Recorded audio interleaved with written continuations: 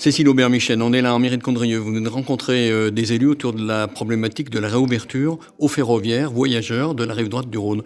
Concrètement, où est-ce que vous en êtes, vous, au niveau de l'association des usagers des transports, des TER de la vallée du Rhône, et puis aussi de l'association Movienco?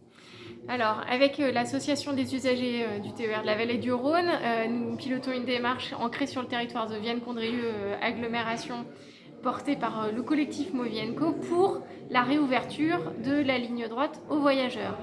Circulation et donc arrêt sur les gares de la rive droite. Pourquoi? Parce qu'aujourd'hui, il y a une saturation de nos infrastructures, de nos axes routiers dans la vallée du Rhône. Il y a une ligne ferroviaire qui circule à la ligne 5 qui est en rive gauche mais qui est à la fois insuffisante et des infrastructures aussi ponts qui sont saturés par tous les habitants qui descendent de la rive droite. Donc il y a un besoin important et urgent de se saisir de cette infrastructure ferroviaire existante et qui fonctionne, qui n'a pas besoin d'aménagement très important en rive droite.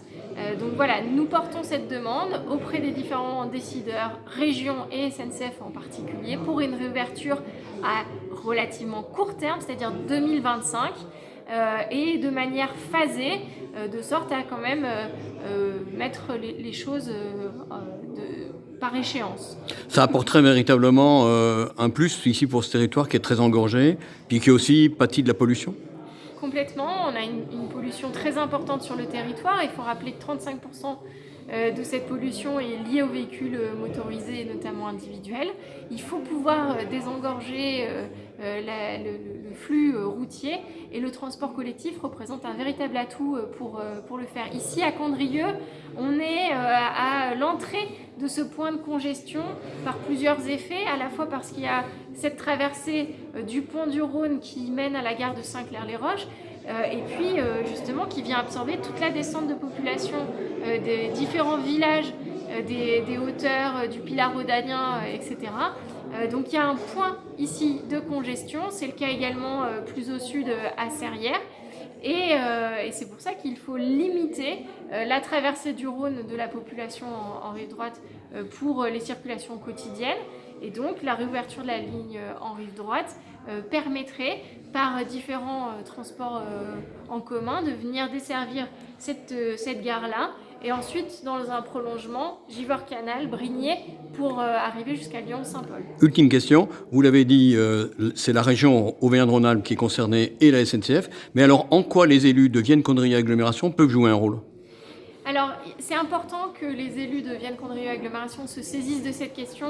Aujourd'hui, la région, quand on parle de réouverture de la ligne en rive droite, elle réfléchit plutôt à la partie sud. Il faut rappeler qu'il y a différentes problématiques sur l'ensemble de cette ligne Lyon-Nîmes. Il y a effectivement une problématique sud-Ardèche, mais il y a aussi cette problématique au niveau de l'aire métropolitaine lyonnaise.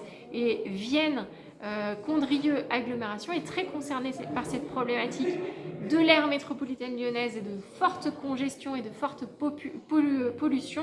Et donc c'est pour ça qu'il faut que l'agglomération interpelle, au même titre que d'autres intercommunalités dans les monts du Lyonnais l'ont fait, Copamo, CCVG également, Vallée du Garonne, pour dire en tant qu'agglomération, nous voulons véritablement réduire le trafic routier, la pollution, et nous souhaitons la réouverture d'une ligne ferroviaire. C'est un élément fort aujourd'hui, dans un moment où on est plutôt à réduire les infrastructures ferroviaires, de dire nous souhaitons cette réouverture d'une ligne ferroviaire.